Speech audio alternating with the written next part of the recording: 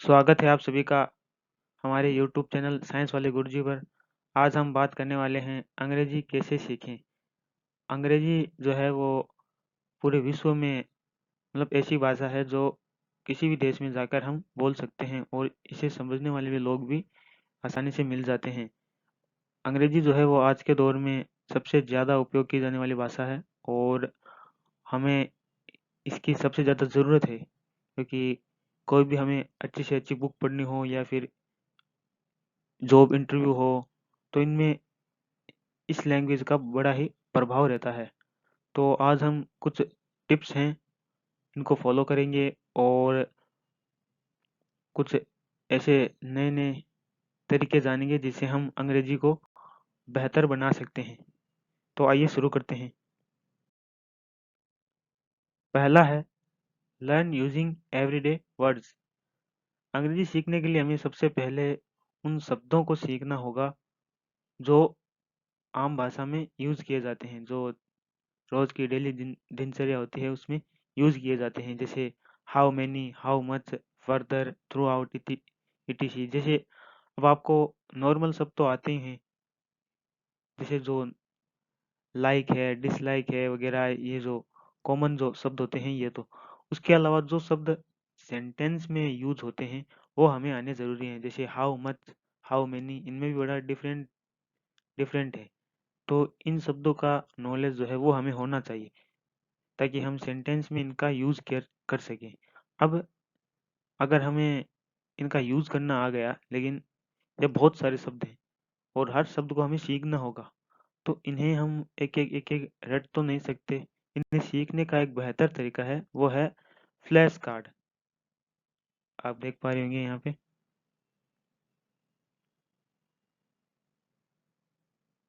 Flash card, इनका use करके हम जो है किसी भी शब्द को आसानी से याद कर सकते हैं और बेहतर तरीके से सीख सकते हैं। फ्लैश कार्ड ये क्या होते हैं, एक कार्ड होता है स्क्वायर या फिर रेक्टेंगल। तो उसमें क्या होता है, ये दोनों तरफ से ब्लैंक होता है और इसमें हम एक साइड पर क्वेश्चन लिखते हैं और उस क्वेश्चन में या फिर कोई भी इंफॉर्मेशन लिखते हैं जिसमें ये वर्ड जो है ये उसमें उस सेंटेंस या फिर उस क्वेश्चन में हो। तो फिर क्या करना होता है, जो बाकी जो हिस्सा है ब्लैंक उसको या तो हम खुद या अपना जो पार्टनर है उसको देते हैं, फिर वो इसका आंसर करता है। तो इससे क्या है, वो उस शब्द का हमें जो उपयोग है वो पता चलता है और तो और उस शब्द की जो गहराई है वो हमें समझ में आती है और शब्द जो है वो हमें रिमेम्बर रहता है ज़्यादा देर तक। लैंग्वेज सीखने का जो सबसे बेहतर तरीका है वो यही है, फ्लैश कार्ड। इसका बहुत ज़्यादा उपयोग किया जाता है और सबसे ज़्यादा ज़रूरी है हमें प्रैक्टिस। इन सब चीज़ों की हमें प्रैक्टिस करते रहना होगा। Practice man make perfect. अब बात करते हैं reading everything you can get your hands on. ये बहुत ज़्यादा ज़रूरी हो जाता है जब आप किसी नई लैंग्वेज को सीखते हैं। आपके हाथ में जो भी चीज़ आए तो आप उसे पढ़ लीजिए। हम शुरुआत में हिंदी कैसे सीखते थे? स्कूल में अंग्रेजी के जो नाम थे, जो शब्द थे वो कैसे सीखते थे? पहले उन्हें जहाँ पर भी हमें जब हम सेकंड या फिर थर्ड क्लास में थे तो क्या करते थे, जो भी नाम हमें दिखता अंग्रेजी का या हिंदी का तो हम उसे पढ़ डालते। तो ऐसे ही तो हमें इन शब्दों का नॉलेज हुआ। ठीक इसी तरह हमें अभी भी यही करना है, बस ज़्यादा मात्रा में। न्यूज़पेपर या स्टोरीज़, नॉवेल, इन सबको हमें पढ़ना है। न्यूज़पेपर एक बहुत अच्छी चीज़ है पढ़ने के लिए, क्योंकि इसमें आम जो दिनचर्या होती है उससे रिलेटेड बातें होती है। तो उससे रिलेटेड ही आपको वर्ड जो है उनका नॉलेज होगा। इसके अलावा स्टोरीज़ ये जो है बहुत ही सरल होती हैं, इनमें कोई कॉम्प्लिकेटेड वर्ड्स का यूज़ नहीं होता है। जैसे अगर बात करें साइंस की कोई बुक हो या इकोनॉमिक्स की या पॉलिटिक्स की अगर कोई बुक हो, तो उनमें क्या होगा, कॉम्प्लेक्स वर्ड जो है उनका योग ज़्यादा होगा। इसके अलावा हम नॉवेल्स भी पढ़ सकते हैं। ये भी एक नॉलेज का और अंग्रेजी का जो सीखने का हमारा रवैया है उसमें हमें बेहतर बनाता है। Actively take notes of new vocabulary. हमें ज़्यादा से ज़्यादा जो अब हम जैसे-जैसे जो चीज़ें पढ़ते जाएँगे, तो हमें नए-नए शब्दों का, नए-नए आइडियम्स का, मुहावरों का, इनका नॉलेज मिलता जाएगा। तो हम ज़्यादा देर तक तो वो एक बार तो हमारे दिमाग में वो मतलब जो नई चीज़ सीखते हैं वो अच्छा लगता है, लेकिन फिर बाद में हम उसे भूल जाते हैं। शुरुआत में तो वो याद रहता है, लेकिन बाद में उसे भूल जाते हैं। तो सबसे अच्छा तरीका क्या है कि उसे एक डायरी में लिख लें। जो भी नई चीज़, ज़रूरी नहीं कोई वर्ड हो, कोई मुहावरा हो सकता है, कोई नई चीज़ हो सकती है। आपको जो भी सीखने का मिले अंग्रेज़ी से रिलेटेड, जो भी किस शब्द का प्रयोग कहाँ होता है। अंग्रेजी में ऐसे भी शब्द होते हैं जो जिनका मतलब सेम होता है, लेकिन जो यूज़ है वो अलग-अलग जगह पे होता है।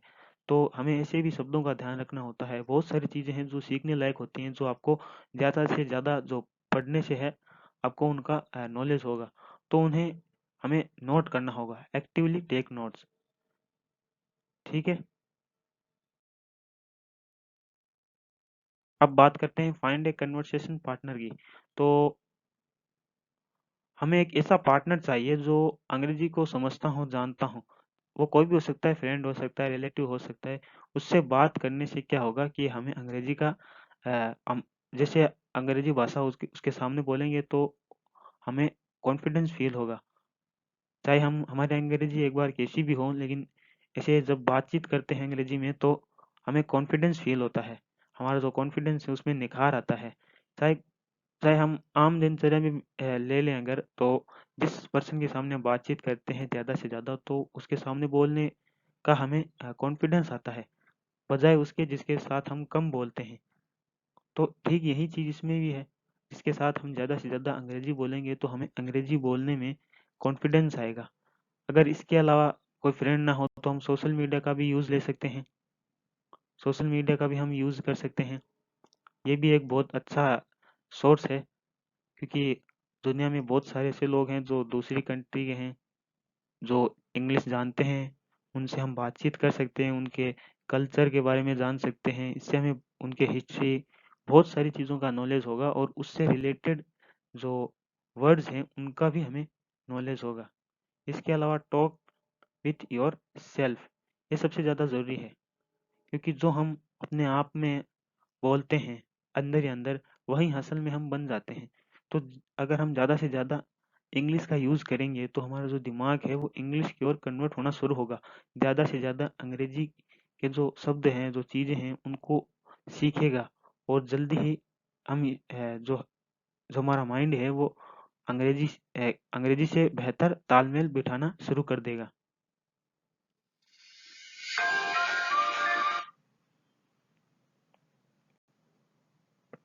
ठीक है? अब बात करते हैं मूवीज़ की। तो ये एक अहम भूमिका निभाते हैं हमें लैंग्वेज सीखने में। जो भी आपके मनपसंद फ़िल्में हैं, टीवी शोज़ है, पॉडकास्ट, वीडियो यूट्यूब पर जो भी है, आप उन्हें इंग्लिश में देखिए, इंग्लिश लैंग्वेज में देखिए। इससे आपको बहुत फ़ायदा मिलेगा।